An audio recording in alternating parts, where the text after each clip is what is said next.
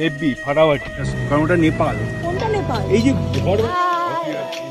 যা দেখাচ্ছি হোমস্টে থেকে, ট্রেন থেকে কাঞ্চনজঙ্ঘা দেখেছি, ফ্যান্টাস্টিক। আবারও একটা সাডেন ট্রিপ ভিডিও নিয়ে চলে এলাম। এবার যাচ্ছি অফবিট দার্জিলিং, যেখানে ঘরে বসে সকাল থেকে সন্ধে দেখলাম কাঞ্চনজঙ্ঘা, আর সঙ্গে 1 কাপ চা আর গরমা গরম ঘরোয়া খাবার। তবে এবারের ট্রিপে আমার সঙ্গে ছিল আমার দিদি আর দাদা, মানে জিজু।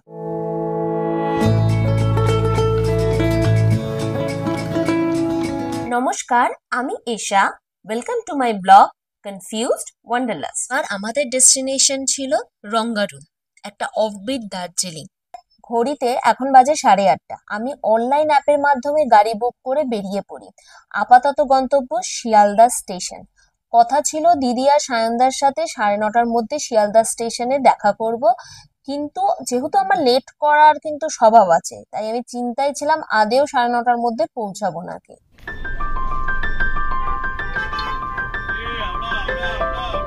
আমি এসে দাঁড়িয়ে আছি, ওরা এখনো অব্দি আসেনি। কতক্ষণ লাগবে জানি না। কি এসে গেলাম তো 9:30টার মধ্যে। আরেকজন টেনশন দিচ্ছে আমাকে। হ্যাঁ, যথারীতি সময় মতন 12 নম্বর প্ল্যাটফর্মে কিন্তু 1, 2, 3, 4, 3 দার্জিলিং মেল দিয়ে দিয়েছে। আর এবারে আমাদের কোচ ছিল B6। এই দার্জিলিং মেলে টিকিট না পাওয়ার জন্য আমাদের কিন্তু প্রিমিয়াম তৎকালে টিকিট কাটতে হয়েছিল, যেটা অ্যাকচুয়াল ভাড়া থেকে কিন্তু 2.5 গুণ। লাগেজ নিয়ে ট্রেনে উঠে যাই। এবারে কিন্তু আমাদের সিট ছিল একটা মিডিল, একটা সাইড আপার আর একটা আপার। ট্রেনে উঠে দেখি যেরকম সিটের মধ্যে চাদর, কম্বল, বালিশ সবই দেওয়া আছে, আর সেগুলো কিন্তু পরিষ্কার পরিচ্ছন্নও ছিল। চার্জার দেওয়ার মতন প্লাগ পয়েন্টও ভালোই ছিল। হচ্ছে বাথরুমের কন্ডিশন, এই হচ্ছে বাথরুমের কন্ডিশন। এখন অব্দি পরিষ্কার, ভালোই পরিষ্কার আছে। এখানে স্যানিটাইজারও দেওয়া আছে আর ডাস্টবিন বাগেরা সবই আছে। আর এটা হচ্ছে ইন্ডিয়ান, না এটা কেউ স্মোক করেছে, সিগারেট খেয়েছে সেটার গন্ধ, আদারওয়াইজ পরিষ্কারই আছে। আর এদিকে আসলে এখানটায় এখানে ওয়াশ বেসিন আছে। 64 বলছে আমার গলা নাকি আসবে না। ইউজুয়ালি আমার গলা কিন্তু প্রচন্ড জোরে হয়। আমি বহুদিন পরে মিডল সিটে উঠেছি তো ভুলে গেছি কি করে উঠতে হয়। মাথায় দাঁড়াম করে বাড়ি খেয়েছি।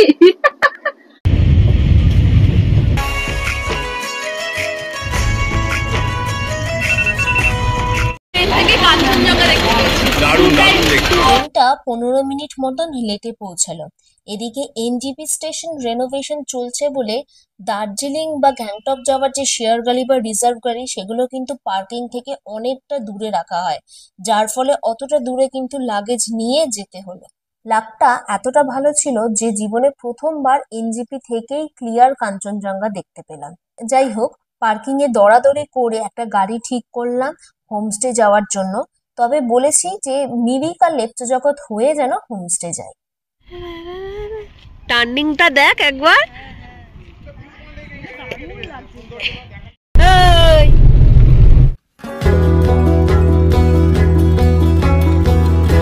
এক্সাক্ট মিরিকে কিন্তু আমরা নামিনি, তুমলিং এ ওই 5 মিনিটের মতন দাঁড়ালাম। যাওয়ার পথে খুব খিদে পেয়ে যেতে একটা জায়গায় দাঁড়াই। লাচ্ছা পরোটা 2 পিস, মোমো আছে, ম্যাগিও আছে, বিকাশ রেস্টুরেন্ট। সবাই মিলিয়ে মিশিয়ে ওই নিলাম আলু পরোটা, 2 প্লেট মোমো, কফি আর চা। দার্জিলিং এ আসলে কিন্তু মোমো মাস্ট, অবশ্যই চাই। পাহাড়ের কোলে একটা বাড়ি, আর কি চাই? নাকি আমি ভুল পয়েন্টে দাঁড়িয়েছি?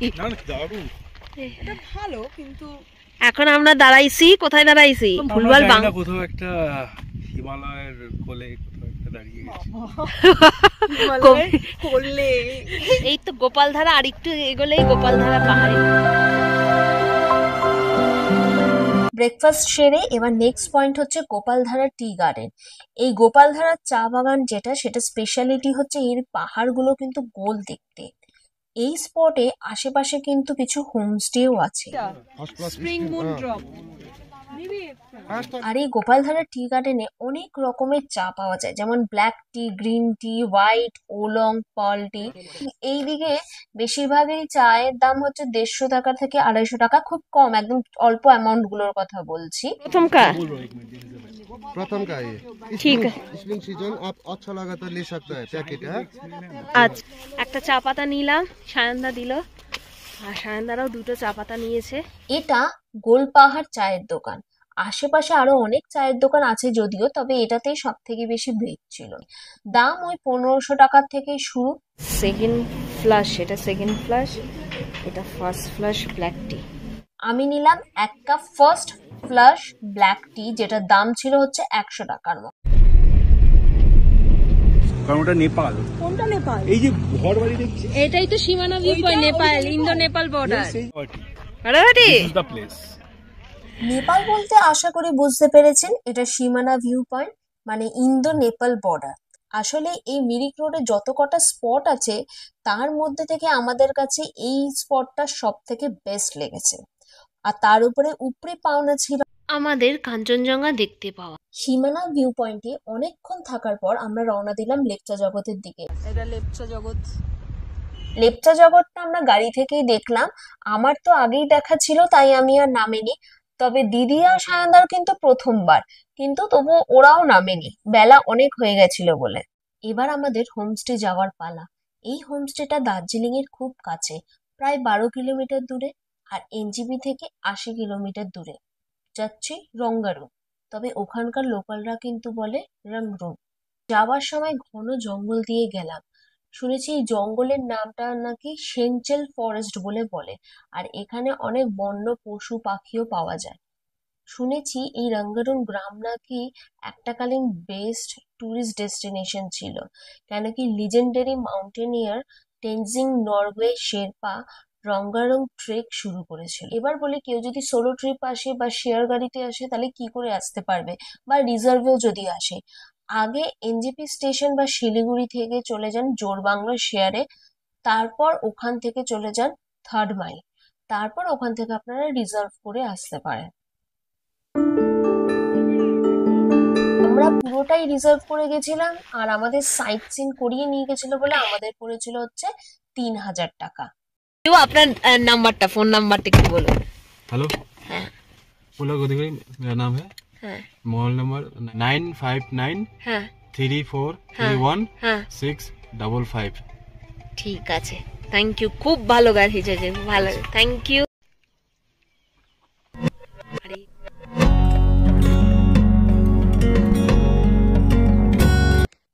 বেলা প্রায় 2:30 থেকে 3টে বাজে, তাই ঠিক করলাম লাগেজ রেখে ফ্রেশ হয়ে আগে লাঞ্চটা করে ফেলি। এখানকার ডাইনিং হল, ডাইনিং টেবিল, এই যে, আর এই ভিউ।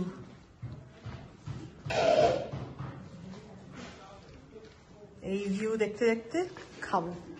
গরম গরম ধোয়া হাটা ভাত, ডাল, মুগ ডাল, ধনেপাতা দিয়ে স্কোয়াশের সবজি। স্কোয়াশের সবজি, সরু চালই আছে। পরে ডিমের কারি আর পাঁপড়ও দিয়েছিল, আর সব কটা খাবার দুর্দান্ত ছিল, স্পেশালি নিরামিষ খাবার। हाँ हाँ, ये लोकल अचार है।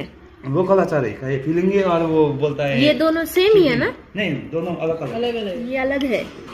হ্যাঁ, আপনারা যে ওইখানে দূরে একটা পাইনের জঙ্গল দেখতে পাচ্ছেন, দাঁড়া, হ্যাঁ, এই যে পাইনের যে জঙ্গলটা, একটা বাঞ্চ অফ পাইন ট্রিজ আপনারা দেখতে পাচ্ছেন, হ্যাঁ, এটাই হচ্ছে দার্জিলিং ম্যাল।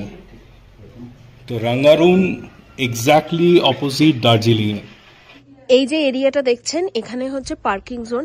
এই যে গাড়িগুলো যেগুলো যাই আসছে এই দিকটাতে দাঁড় করাচ্ছে, আর এটা হচ্ছে হোমস্টে। এখান দিয়ে বেশি সিঁড়ি না, কয়েকটা জাস্ট সিঁড়ি আছে। তো বয়স্করা আসলে যে খুব অসুবিধা হবে সেটাও না, কিন্তু ভালো, মানে সিঁড়িগুলো যে খুব মানে খাড়াই বা আছে সেরকমও না। ওনাদের আরেকটা অলরেডি গেস্ট এসে গেছে, এই আরেকটা রুমগুলো আছে, আমি জাস্ট ব্যালকনি থেকে দেখাচ্ছি। গেস্ট অলরেডি এসছে, তবে রুমে তো কখনো ঢুকবো না। এই যে 1, 2, 3টে, আমরা এখানে 2টো বেড এরকম আছে। এখান থেকে ভালোভাবে যথেষ্ট ভাবে কাঞ্চনজঙ্ঘা দেখা যায়। এই রুমগুলো বেসিক্যালি হচ্ছে 1400 টাকা করে এই রুমগুলো। এর নিচেও একটা বেসমেন্ট আছে, সেখানেও রুম আছে। আর এই হলো আমাদের কটেজ, তবে রুম ট্যুরটা একটু পরে দিচ্ছি।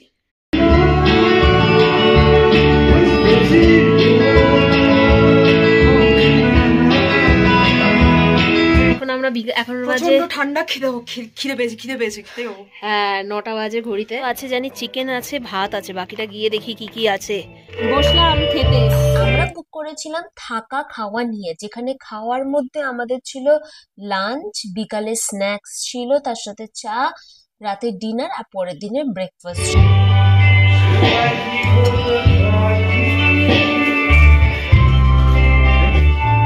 তো ডিনারে আমাদের যেটা দিয়েছিল ধোঁয়া ওঠা সরু চালের গরম ভাত, মুগ ডাল, একটা চাটনি দিয়েছিল, তার সাথে ফুলকপি আলুর তরকারি দিয়েছিল, আর ওখানকার দেশি স্টাইলের চিকেন কষা। এখানকার রান্নার টেস্ট সত্যিই ভালো। লিটল ফরেস্ট হোমস্টের পর আমার এখানে রান্নার টেস্ট খুব ভালো লেগেছে। আর তবে চিকেনটা একটু কম ভালো লেগেছে। চলো আমরা যে রুমে ছিলাম সেটা একবার দেখিয়ে দিই। এইটা হচ্ছে আমাদের কটেজ, এটাতে ঢুকলাম। একটা ফায়ার প্লেস আছে, এখানে দার্জিলিং এর সম্বন্ধে কত। আর এইটা হচ্ছে লিভিং এরিয়া। এখানে সোফা সেট। রাত্রিবেলা এখানটা বসে একটা চা আড্ডা দারুণ যাবে। দিয়ে ভিউ অনেকটা, মানে পাহাড়, মানে ভালো রেঞ্জে পাহাড় দেখা যাচ্ছে, আর তার সাথে উপরি পাওনা হচ্ছে কাঞ্চনজঙ্ঘা। আমাদের কটেজের প্রথম যে রুমটা, বেডরুম, এটার নাম হচ্ছে লক্ষ্মণ।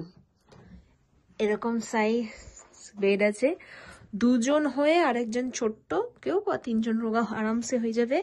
আর এখান থেকে ভিউটা কাঞ্চনজঙ্ঘা দেখা যাচ্ছে, পুরো রুমে বসে কাঞ্চনজঙ্ঘা।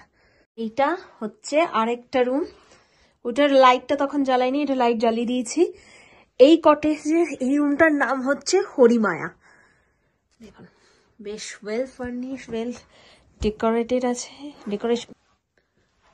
এই যে, আর এটা হচ্ছে বাথরুম। বাথরুমটা জাস্ট একবার খুলে দেখি।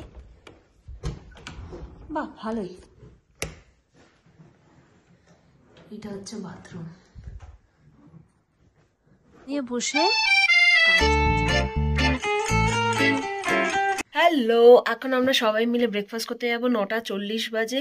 তো যাই, এসে চান করব। ব্রেকফাস্টে ছিল এখানে রচা, তারপর নান পুরি, পুরি স্টাইলের লুচিটা, আর ছিল চানা মশলা আর ডিমের অমলেট, ডাবল ডিমের। ওভারঅল এক্সপিরিয়েন্স যদি আমি বলি তাহলে বেশ ভালোই ছিল। হোমস্টেটা স্পেশালি এখানে যেটা হচ্ছে কটেজটাও খুব সুন্দর, আর তার সাথে হচ্ছে যে ভিউটা হচ্ছে অসম ছিল। আর খাবার খুবই ভালো। তো যদিও বা নিরামিষ খাবারগুলো বেশি ভালো লেগেছে আমিষের থেকে, কিন্তু খাবার খুব সুন্দর। আর এখানে যেটা আমাদের নিয়েছে যেটা হচ্ছে 1700 টাকা পার পার্সন পার ডে। তো আর হ্যাঁ, তবে গিজার তো আছে, কিন্তু রুম হিটার নেই। রুম হিটার যদি নিতে হয় সেটার জন্য এক্সট্রা টাকা দিতে হবে, আর এগুলোর জন্য তো এক্সট্রা টাকা দিতেই হবে। ফায়ার প্লেস, আর এখানে কারাওকে এরকম ফিউজিকেরও ব্যবস্থা আছে। এখান দিয়ে যদি নিচ দিয়ে যান, ওই যে দূরে দেখতে পাচ্ছেন এখানটা দেখাচ্ছি, জুম করছি, এইটা হচ্ছে চা বাগান।